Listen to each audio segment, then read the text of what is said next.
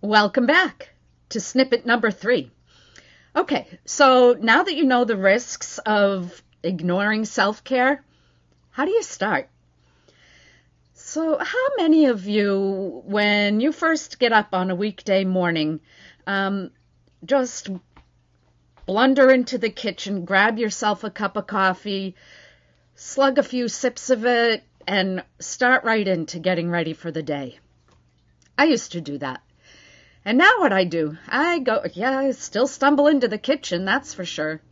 I make my cup of coffee and I walk over to my my big blue chair, nice comfortable recliner, and I just sit there in quietness.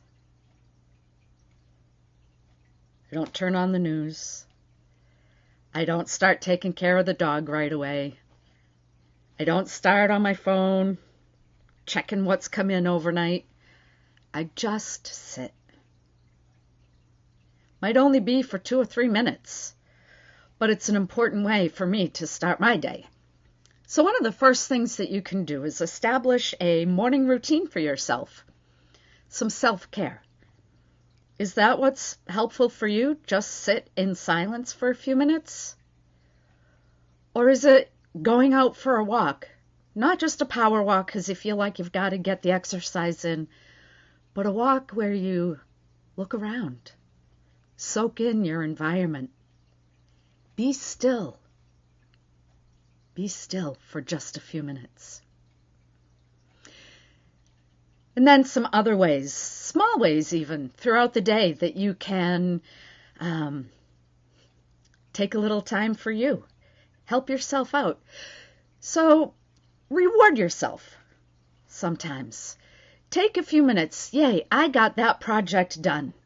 It's all right if I just sit back, catch my breath before I jump into the next thing. Or even reward yourself with more time.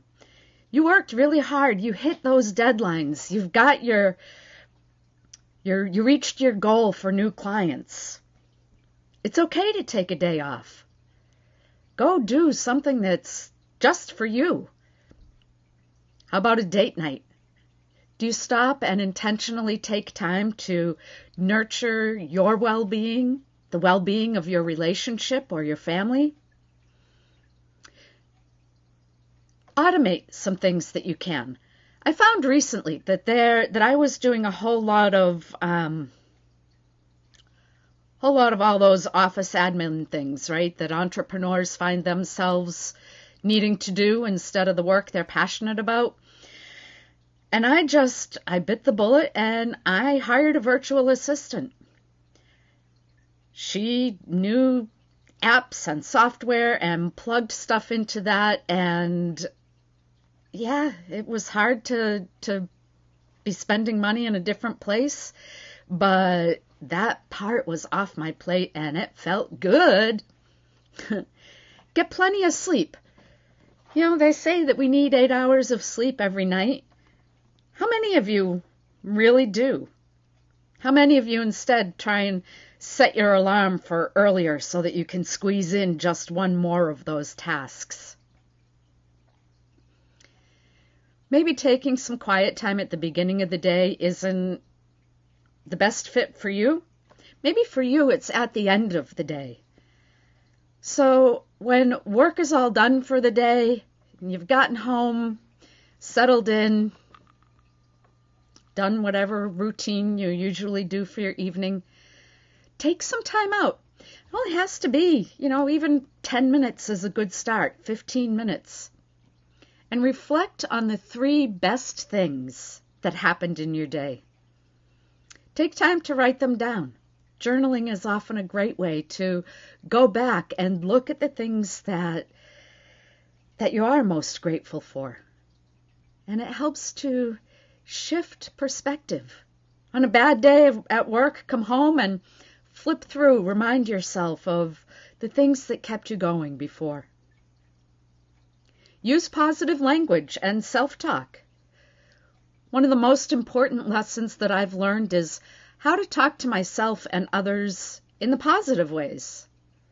the key words that I pay attention to. I am, right? I am so stupid. Why didn't I figure that out earlier? Right? Yeah, nix that. I am really good at the work I do.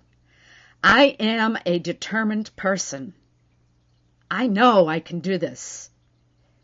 You might laugh at me, but one of my favorite phrases is from a childhood book, The Little Engine That Could. I think I can, I think I can, I think I can. And once it's done, I knew I could, I knew I could. Make time for your family and friends. Our social interactions with other people, those people who matter most to us, really make a huge impact on our well-being. Do something creative. Do you have an artistic side to you? Do you have a musical side to you? Find one of those artistic venues and jump right in. You don't have to be perfect. No one has to hear you sing or see your painting. Just do it for you. Crush the simple tasks first. You've got this big, huge to-do list, right? And you start off your day feeling overwhelmed. I know I do a lot. So instead of putting the highest priority right on top, the thing that no matter what you've got to get done, start with putting some of the simple tasks first. Even those things maybe that you do on a regular day that you don't actually have on a list. Because when we can check off the things that we've done, it gives us a mind shift into what's next. I got stuff done, I can do more. Don't set outrageous goals for yourself. Pace yourself. Be realistic.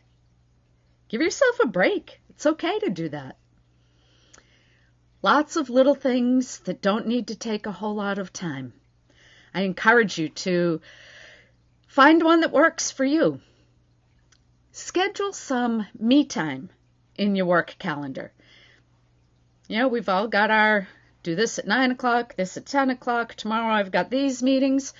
Intentionally schedule some blocks of time for you, for play, for fun.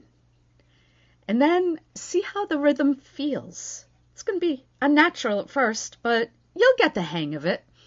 After a week, assess how you feel physically and mentally. I'm guessing that you'll find that it was pretty good to have some time for some self-indulgences. So come on over to Snippet 4 and I'll go into more depth with a few self-care practices. See you soon.